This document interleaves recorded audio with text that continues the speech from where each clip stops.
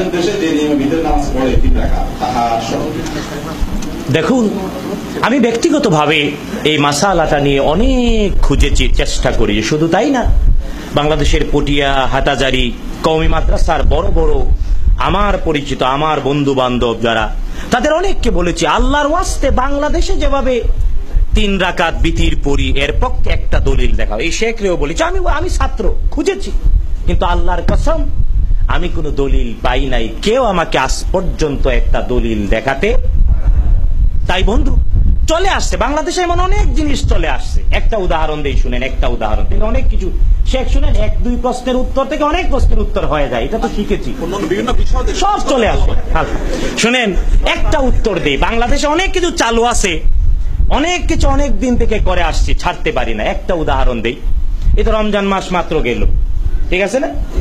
বাংলাদেশে অনেক বড় বড় আলেম, অনেক বড় মাদ্রাসা, কয় রোজার নিয়ত হলো নাওয়াইতু আন আসুমা। তা আমি এক অনুষ্ঠানে বলেছিলাম, আসলে তো গাধা। বিশ্বাস করেন, আমার বিরুদ্ধে কত অভিযোগ, আমার হুজুরের জাফি সাহেবের কাছে বিচার, উনি গাধা কইল। আমি বললাম, বাজান, আমি আরবির গাধা উচ্চারণ করতে তো বাংলার গয়াকার হয়ে গেছে আর কি। কিন্তু বাস্তবতাটা দেখুন, কয় সেহরি খায়া, সুহুর খেয়ে, শেষ রাতে খাবার খেয়ে ফজরের সময় নিয়ত করো নাওয়াইতু আন, আমি এই মর্মে নিয়ত করিতেছি যে আসুমা গাদা, আমি আগামীকাল রোজা রাখবো। তো দেখেন, এটা প্রচলিত আছে না নাই? ব্যাপকভাবে বড় বড় হুজুররা পর্যন্ত। আমি বড় হুজুরদের এক অনুষ্ঠানে কইলাম, দেখেন, আমরা যারা ঘড়ি ব্যবহার করি, ঘড়ি জিনিস মান সময় অনুযায়ী ঘড়ি, রাত 12টার পরে যদি আগামীকাল বলে, রাত 12টার পরে আগামীকাল যদি বলে, তাহলে বুঝতে হয় পরের দিন রাত 12টার পরে, ঠিক না বেঠিক? এটা হলো গ্রিনিস মান সময়ে ইংলিশ যারা চর্চা করে এদের। আমরা যারা আরবি, শরিয়াত আরবির চাঁদের হিসাবে, ঠিক না বেঠিক? শরিয়তে সূর্যাস্ত যাওয়ার সাথে সাথে আজ শুরু হয়ে যায়, ঠিক না বেঠিক? যে কারণে আগামীকালের, আগামী দিনের বেলায় রোজা রাখবো, তারাবি পড়ছি রোজার কখন? এশার নামাজে, ঠিক না বেঠিক? সূর্যাস্ত যাওয়ার সাথে সাথে রাত আগে, দিন পরে, চাঁদের হিসাবে। তো শরীয়তের হিসাবে আগে রাত, তারপরে দিন। তো রাত ফজরের আগে বলতেছে আগামীকাল আমি এই মর্মে নিয়ত করিতেছি যে আমি আগামীকাল রোজা রাখবো। সে গাদা না, আর কি বলা উচিত?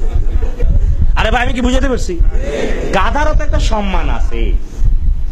আমি সম্মান আছে না নাই?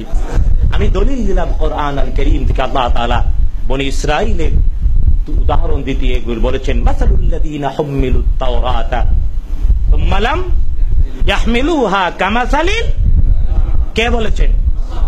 হিমার, গাধা।